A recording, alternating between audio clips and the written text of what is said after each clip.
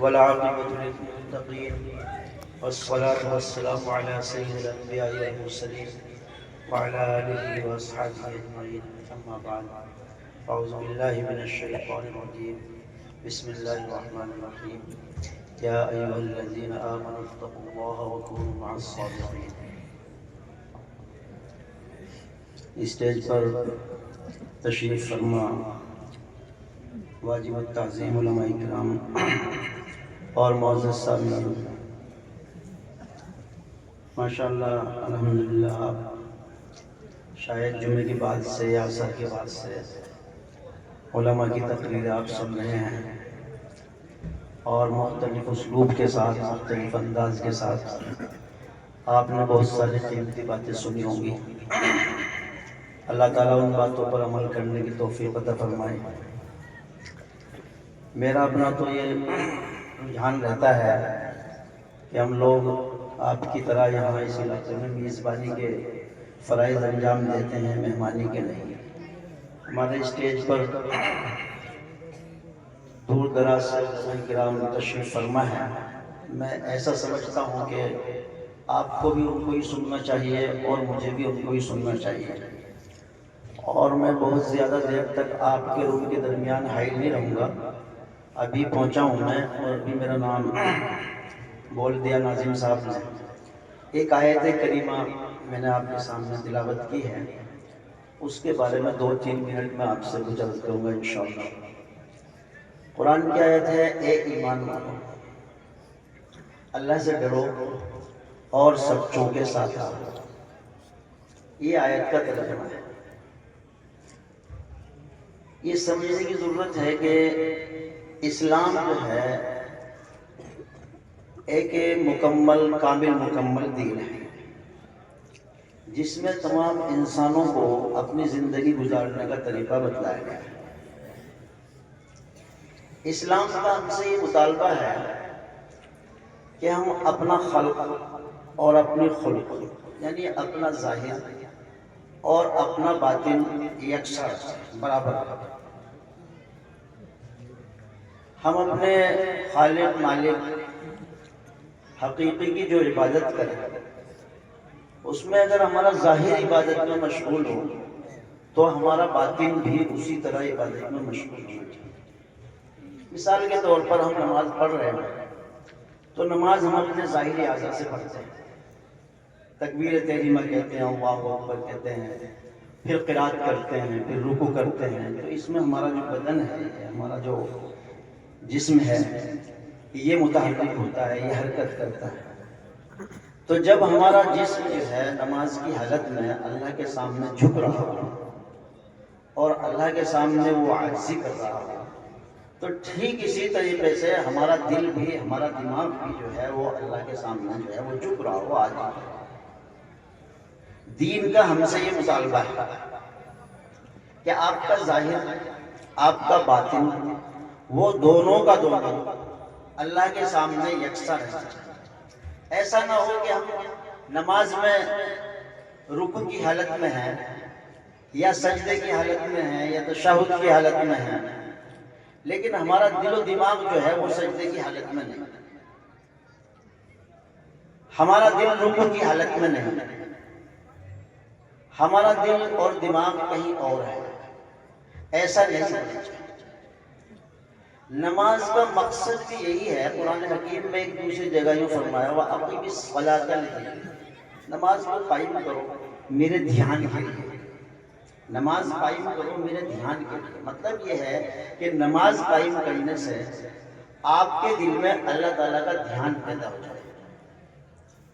اور جس طرح سے ہم لوگ نماز پڑھنے کے درمیان اپنے اعضاء کو اللہ کے سامنے جھکاتے ہیں تو وہ 5 منٹ کے لیے نہیں، بلکہ ہماری پوری زندگی اسی اعتبار سے جو ہے وہ اللہ کے سامنے، اللہ کے حکموں کے سامنے جو ہے وہ جھکنے والی ہو جانی چاہیے.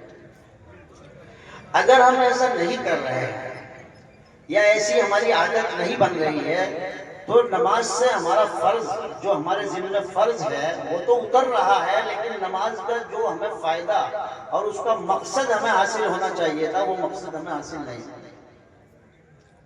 اور یہ کیفیت کہ آدمی کا ظاہر بھی اور باطن بھی دونوں یکساں ہو جائے، برابر ہو جائے، یہ کیفیت اس وقت تک پیدا نہیں ہو سکتی جب تک کہ احسان کی کیفیت پیدا نہ ہو۔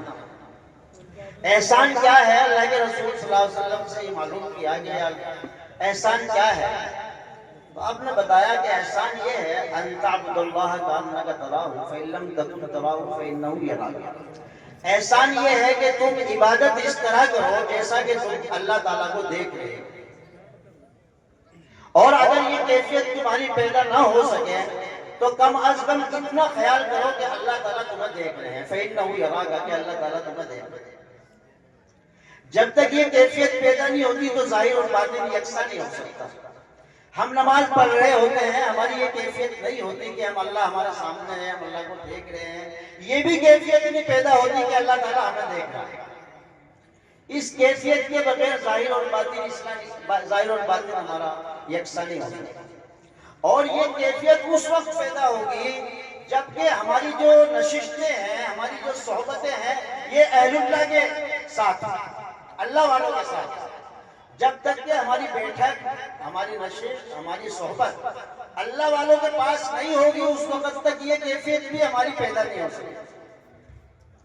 آج ہم اللہ والوں کے پاس جاتے ہیں، ان کو اپنے گھروں پر بلاتے بھی ہیں اور ان سے محبت بھی رکھتے ہیں، لیکن اس میں بھی ہماری نیت جو ہے وہ دنیاوی نیت ہوتی ہے، برکت ہو جائے گی، حضرت میرے گھر میں آ جائیں گے برکت ہو جائے گی، حضرت میرے گھر میں آ جائیں گے مجھے دنیاوی منفعت پہنچ جائے گی، حضرت میرے گھر آ جائیں گے دعا کر دیں گے تو مجھے دنیا کا فلاں نفع پہنچ جائے گا۔ نہیں، آدمی درزی کی دکان پہ جاتا ہے تو وہ اس لیے جاتا ہے تاکہ میرا جو لباس ہے یہ لباس میرا درست ہو جائے، صحیح سل جائے، نہ چھوٹا ہو نہ بڑا ہو، تو اس سے کپڑے سلوانے کے لیے جاتا ہے۔ آدمی لوہار کی دکان پہ جاتا ہے تو اپنا لوہے کے سامان کو ٹھیک کرانے کے لیے جاتا ہے۔ آدمی سونار کی دکان پر جاتا ہے تو اس سے سونار کے زیورات کو ٹھیک کرانے کے لیے جاتا ہے۔ تو جب آدمی ایک اللہ والے کے پاس جائے تو وہاں جانے کی ہماری نیت یہ ہونی چاہیے کہ ہمیں ان سے دین سیکھنا ہے کہ حضرت ہمیں بتا دیجئے دین کیا ہے، نماز کس طرح پڑھیں، ہم روزہ کس طرح رکھیں، ہم اپنے اخلاق کو درست کس طرح کریں۔ ہم اپنے گھروں پر علماء کو بلاتے ہیں، شاید کوئی شخص ایسا ہوگا کہ وہ یہ پوچھ لیتا ہو کہ حضرت مجھے بتا دیجئے میری نماز درست کیسے ہوگی، میں نماز پڑھ کے آپ کو سناتا ہوں، یا میری فلاں خراب عادت ہے، میں حسد میں مبتلا ہوں، یا میں چوری میں مبتلا ہوں، یا میں کسی کی طرف سے جو ہے کدورت رکھتا ہوں، یہ عادت میری کیسے ختم ہوگی، حضرت بتا دیجئے۔ شاید کسی کا یہ سوال کس سے ہوتا ہو۔ تو جب تک ہمیں اہل اللہ کی صحبت حاصل نہیں ہوگی اس وقت تک ہماری یہ کیفیت پیدا نہیں ہو سکتی۔ اور اسلام کا ہم سے مطالبہ ہے، اللہ کا مطالبہ ہے کہ یہ کیفیت آپ کی پیدا ہونی چاہیے۔ قرآن حکیم میں جہاں پر شریعت نے ظاہری اعمال، نماز، روزہ، زکوٰۃ، حج، اس کے لیے ذکر کیا ہے قرآن کی آیتوں میں، اسی طرح باطنی چیزوں کی باطنی اصلاح کے لیے بھی ذکر کیا ہے۔